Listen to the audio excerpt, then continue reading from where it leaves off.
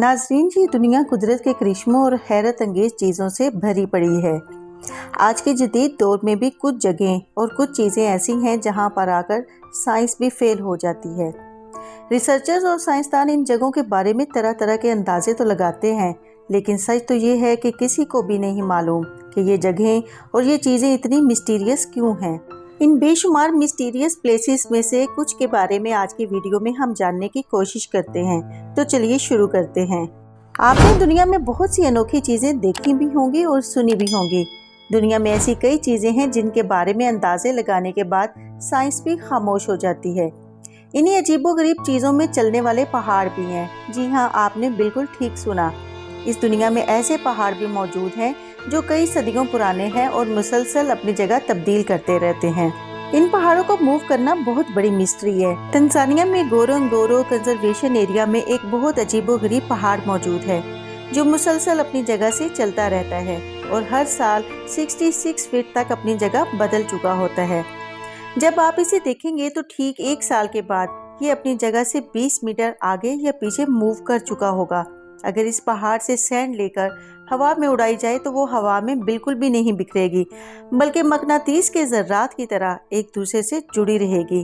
इससे भी ज़्यादा हैरत की बात यह है कि अगर इस सैंड को आप किसी और जगह ले जाकर रखते हैं तो ये अपनी जगह तब्दील कर लेगी।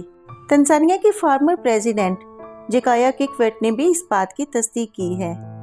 साइंसदानों ने इस पहाड़ पर काफ़ी रिसर्च की, जिससे पता चला कि इस पहाड़ की सैंड कम से कम 30 लाख साल पुरानी है। लाखों सालों से ये सैंड इसी तरह से मूव कर रही है। रिसर्चर्स का कहना है कि ये सैंड वोल्केनो से निकलने वाली ऐश है, इसी वजह से ये मैग्नेट की तरह काम करती है। नाजरीन, इतनी रिसर्च के बाद भी रिसर्चर्स को ये मालूम नहीं हो सका कि आखिर ये सैंड हिल अपनी जगह चेंज क्यों कर लेती है। ये सवाल आज भी एक मिस्ट्री है। आपका इस बारे में क्या ख्याल है? अब बात करते हैं फ्लोरेस की। इंडोनेशिया का इलाका हरे भरे पहाड़ों और मैदानों की वजह से काफ़ी फेमस है। यहाँ पर एक इंतहाई खूबसूरत आइलैंड मौजूद है जो फ्लोरेस के नाम से पहचाना जाता है।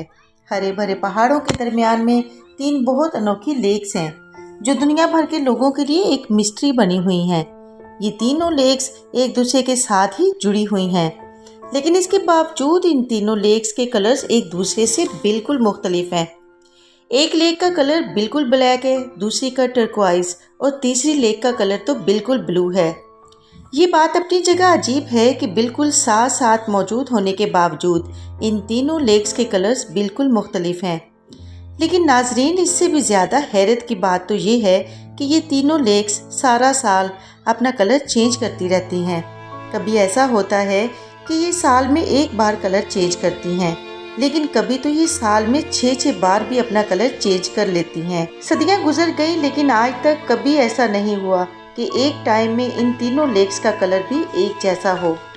ये लेक्स कैलीमोटो नेशनल पार्क में मौजूद हैं और ऑफिशियल्स के मुताबिक इन तीनों लेक्स के नीचे एक्टिव वोल्केनोस मौजूद हैं, जिनकी वजह से इन लेक्स में केमिकल रिएक्शन होता रहता है।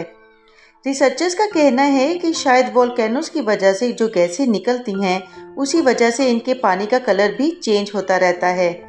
ये गैस पानी के साथ मिलकर रिएक्शन करती हैं, जो इनके कलर चेंज की वजह बनता है। नाजरीन, ये बात एक मिस्ट्री है कि कभी भी इन तीनों का कलर एक जैसा क्यों नहीं हुआ।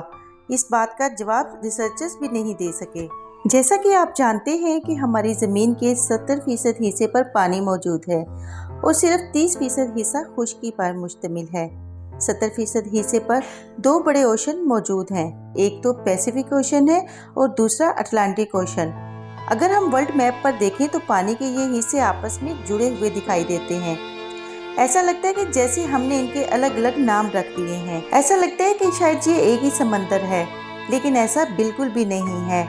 अटलांटिक ओशन और पैसिफिक ओशन के बीचों बीच हमें एक बहुत ही हैरत अंगेज मंजर देखने को मिलता है। ये दोनों समंदर अपनी स्पीड से बह रहे हैं, लेकिन बगैर किसी दीवार और बाउंड्री के इन दोनों समंदरों का पानी बिल्कुल एक साथ जुड़े होने के बावजूद अलग अलग बहता है और कभी भी इन समंदरों का पानी आपस में मिक्स नहीं होता। ये भी एक मिस्ट्री है कि आखिर ऐसा क्यों है। ऐसा क्या राज है जो पानी आपस में आज तक मिक्स नहीं हुए। रिसर्चर्स का कहना है कि ये दोनों पानी अलग अलग जगहों से बहते हैं और दोनों पानियों का सॉल्ट लेवल भी अलग अलग है। साइंस के मुताबिक जिस पानी में सॉल्ट की मिकदार ज़्यादा हो वो दूसरे पानी से ज़्यादा हैवी होता है। इन दोनों पानियों में सॉल्ट की मिकदार मुख्तलिफ है और इनकी केमिकल कंपोजिशन भी अलग अलग है। साइंसदानों का कहना है कि शायद यही वजह है कि दोनों समंदर बगैर किसी बाउंड्री के साथ साथ बहने के बावजूद भी आपस में मिक्स नहीं होते। लेकिन सच तो ये है कि दोनों समंदरों का ये पानी आपस में मिक्स ना होना भी एक मिस्ट्री है। नाजरीन, क्या आपने कभी खून उगलने वाली आबशार देखी है? अंटार्कटिका में दुनिया की सबसे अनोखी आबशार है।